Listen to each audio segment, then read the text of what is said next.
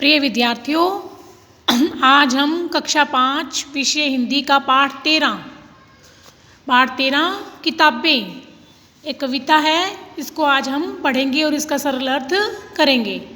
किताबें जैसा आप सभी जानते हैं, किताबें क्या होती हैं जो हम पढ़ते हैं। हमारी स्कूल की किताबें भी होती हैं, कहानियों की, किस्सों की, विज्ञान से संबंधित बहुत सारी किताबें होती हैं। इन किताबों का संसार बहुत बड़ा है। तो आइए अब हम देखते हैं कि किताबों में क्या होता है, किस किस चीज़ की किताब होती है, कैसे कैसे होती है। किताबें करती हैं बातें बीते ज़मानों की, दुनिया की, इंसानों की, आज की, कल की, एक एक पल की। तो क्या कहता है कवि?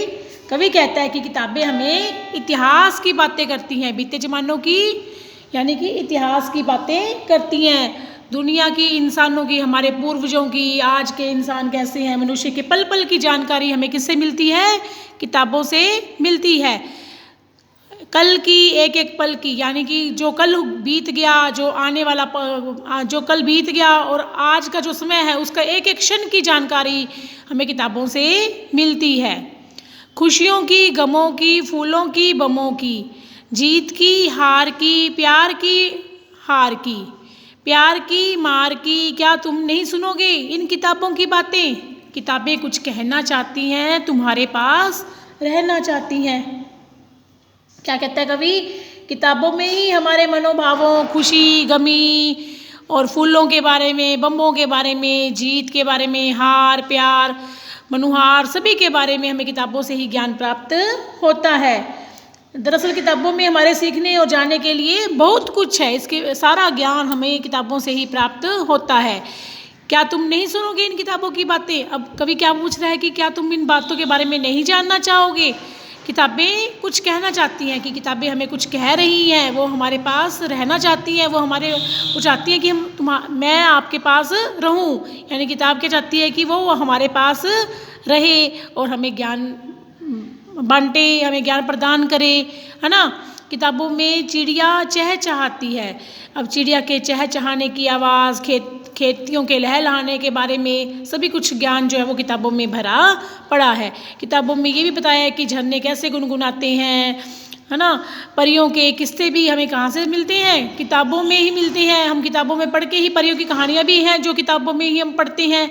और रॉकेट का रहस्य, राज यानी रहस्य है रॉकेट के बारे में कि रॉकेट को कहाँ से, किसने कैसे रॉकेट छोड़ा, किस देश ने छोड़ा और कितनी गति से जो वो चलता है, सारा कुछ हमें किससे पता लगता है? किताबों से ही पता लगता है। किताबों के बारे में, विज्ञान के बारे में, किताबों में साइंस की आवाज़ यानी विज्ञान के बारे में बहुत कुछ भरा पड़ा है। विज्ञान की दुनिया की सारी बातें हमें किससे पता लगती हैं?